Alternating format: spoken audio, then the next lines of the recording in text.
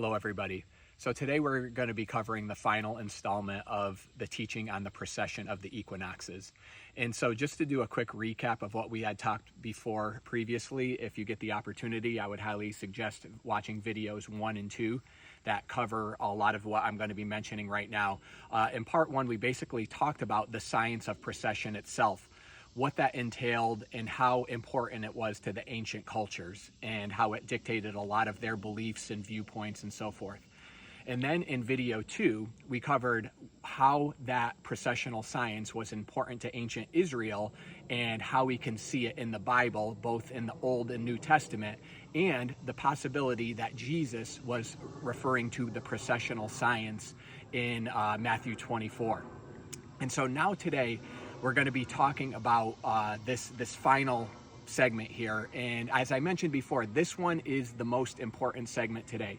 And the reason for that is because if this science was important to ancient cultures, if it was important to ancient Israel, and if Jesus was talking processionally, if he was familiar with that science and he was referring to precession when he talked about the end of the ages, the eschaton, in the new heaven and the new earth, it's important because he would be talking about the time right now that we're living in, okay? He would be referring to this next precessional shift as we go from the age of Pisces into the age of Aquarius, okay? So Jesus's ministry basically started with the age of Pisces, which is why they used the symbol for the fish became associated with Christianity.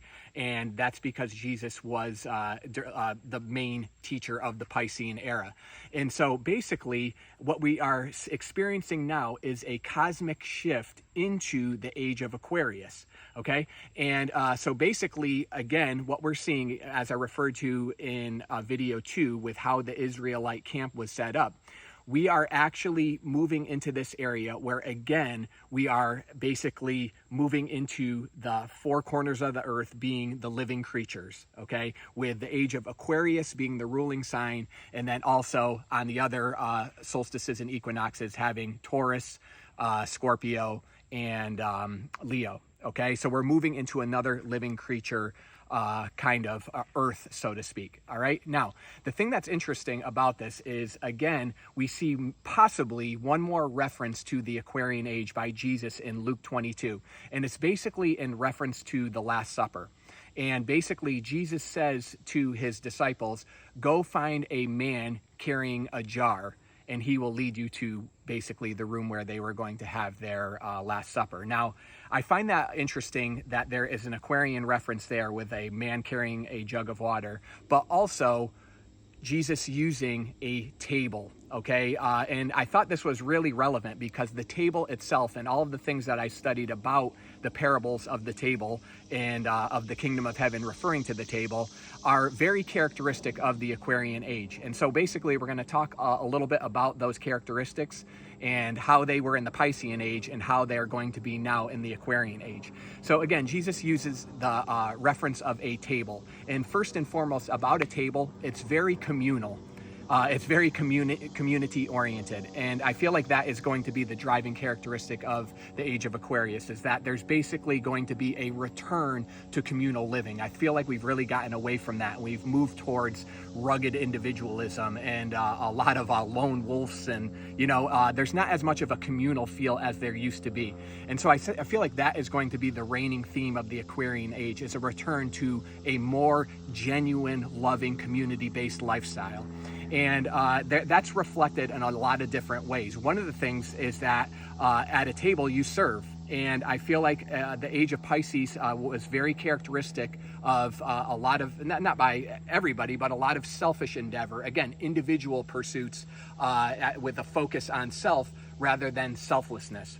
And basically that is what's going to be in the Aquarian age, is a return to a very selfless and other giving lifestyle. And Jesus reflected that at the table. Again, if you want to be greatest in the kingdom, don't go pursue greatness for just yourself, become servant to all.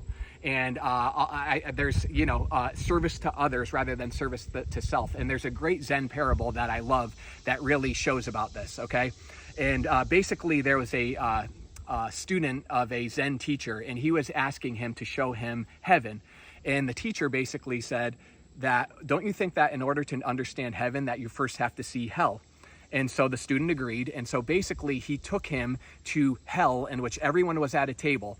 And there was a whole mess of food, a big platter, all of this different food all over the table. And the people there were starving. And the reason that they were starving is because they had these very long chopsticks, and they couldn't get the food into their own mouths. They were trying to feed themselves, and the chopsticks were too long, and that they weren't able to feed themselves because they were trying to feed only themselves, and the chopsticks were too long.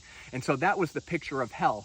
And basically after that, he took him to heaven, and it was the same exact scene. There were a whole smorgasbord of food on the table, all people at the table too. They had the same long chopsticks, and instead of trying to feed themselves, they were all feeding each other.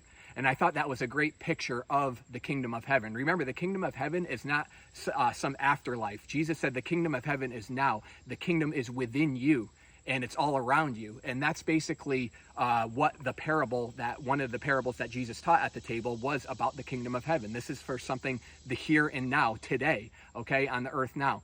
So another thing that was very characteristic of the Piscean age that's going to change with the Aquarian age is the pyramid structure that we've developed that's led to all types of oppression and kind of top-down rule, where you have people at the very bottom of the pyramid that are being exploited and oppressed and not treated correctly and living in squalor, while you have everyone at the very pinnacle and everyone serving them.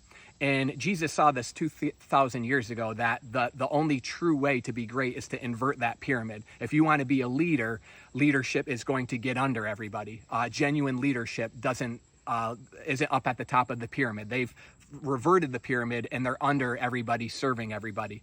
And that's going to be another characteristic of the Aquarian age, is again serving others. Service no longer to self, but serving others, and leaders getting under people. Another characteristic, okay, at the table, and this refers to the pyramid as well. If you looked at a lot of the parables, and just beyond the parables about Scripture, is the people of Jesus's time really liked the titles at the table. They liked being recognized and sitting in upper seats. Again, the hierarchy system with people in upper seats, but other people had to be lower. And that whole idea of sitting in the best places and not having any humility or anything like that, and having that hierarchical structure, something that Jesus addressed. And lastly, again, if you look at the parable that Jesus talked about, the kingdom of heaven and the table, it was radically inclusive. There was a whole bunch of people that ended up rejecting the invitation to the table, and Jesus says, go get the poor, get the lame, get the dregs of society, all the way from the ends of the earth, and bring them to the table. And that's another characteristic of the Aquarian age. Now, lastly, I really believe that there's a scripture for this time, and this is the last topic that I'm going to address with this, where it says in Hebrews that people will no longer teach their brother, know the Lord, but all will know the Lord, even from the least to the greatest. And I believe this is something that's changing in the Piscean age to the Aquarian age, where the Piscean age was very follow the leader, and people needing someone to teach them, people needing someone to lead them. And that is going to be a new characteristic in the Aquarian age, that all will know the Lord.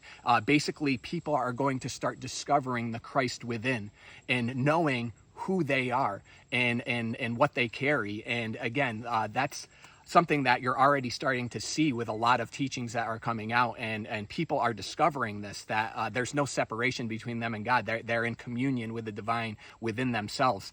And so that's going to be another big part. So how does this all play into the eschaton, the end of the age, and the apocalypse, and the new heaven and the new earth, and all these terms that we've kind of developed a very medieval point of view for? And basically, when you actually look at the word apocalypse, it's or the revelation of Jesus Christ, it's the unveiling. It's the full disclosure. A big kind of curtain is being pulled away, and truth is being revealed. And again, if Jesus was talking processionally, that this would happen at the end of the age, the eschaton, that's basically what he is referring to, is this processional shift that we're going through in this time. And again, you can't put a specific date on it. I think a lot of people can feel it, that something is changing. A lot of the old is dying and going away and being challenged, and the new is starting to come in. Who ultimately knows when that is going to happen? Again, you can't predict a specific precessional shift because of the size of the zodiacs and all of that. But I think you're seeing the shaking, right? You're seeing a lot of old things being challenged and people walking away from the old things and the new emerging. And so that's, when we talk about the second coming of Christ, again, this is a whole nother teaching that I'll eventually do, but there actually is no second coming in the Bible. There is his coming, his presence, his parousia. And again, what does that mean? Okay, I'm not saying that there's not necessarily going to be a literal return to Jesus, but it's talking about the parousia, the presence, his body. Okay, if his body coming to life and recognizing who they are in his presence, and the knowledge of the glory of the Lord being spread over all the earth. Okay, and that's really what the presence or the coming is talking about, the parousia. And we have a responsibility in this. It says in Peter that we can hasten the coming of the Lord. So again, if we can quicken the coming of the Lord, then we do have a responsibility. We can participate in what's going on in the earth. And actually, that's what the whole creation is waiting for. The creation, it says in Romans chapter 8, stands on tiptoe, waiting for the manifestation of the sons of God. All of this stuff on earth we think is just happening to us, that we're just a victim of circumstance, and all of these things that we see in the earth are just happening. But it's actually us that are creating this. It's the inner world of people, the kind of chaotic inner world of people that is reflecting outward and creating the earth that we're living in today. And the earth is experiencing this and groaning over it because of what we're doing to each other and to the earth. And so it's only, again, we can't just attack the effects and try to fix everything from the effects that are taking place. We have to fix the cause, which is a lack of knowledge of who we actually are. And so as the whole creation stands on tiptoe waiting for us to awaken again, to know the Lord within, the Christ within, there the new earth will be created, and it'll start manifesting, and it'll start transcending this old age that it's been locked in as we move into the new heaven and the new earth. So we actually can participate in this, and we actually do have a responsibility in this. So that's a little 3 brief lessons on the precession of the equinoxes. And again, this is something, these are exciting times. It's not necessarily saying that, again, we're just going to smoothly move into that. I think it's quite the opposite. You're seeing the shaking taking place, and things that are not true are being challenged, and they're falling by the wayside. And so there's always going to be kind of a response to that and a shaking of that. But I'm hopeful, more so than I've ever been before. And I think that we live in exciting times. I think that we can participate in this. We can awaken in this. And so that's, again, the 3-part series. If you didn't see part 1 and 2, I would highly recommend seeing that before you go into part 3. And if you feel like it's going to resonate with other people in terms of this this age that we're living in, you can go ahead and pass that on. And stay tuned. There'll be more videos coming out on all different types of topics. I thank you for coming and following along on this journey with me. Take care. God bless.